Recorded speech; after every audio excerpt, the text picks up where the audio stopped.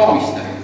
Et kui me vaatame siin teisi üle Eestis niisugusi, nagu siin enne oligi, teenestatakse, pakutakse reklaami ja niisugusi võimalusi, siis iga pool peab sellest maksma. Meil on küll niimoodi, et kui on turismiliidu liige, sa oled nagunii, näiteks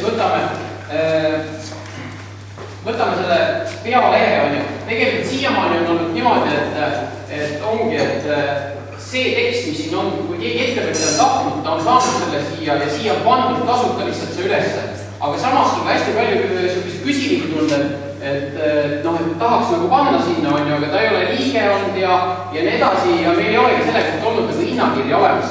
Et meie plaan on niimoodi, et siia üles jääb ikkagi see Võrumaa üldine osa, aga see, kus see pilt allapoole, et seda reklaami, et siia saab iga ettevõtja, iga vald saab enda reklaami siis osta.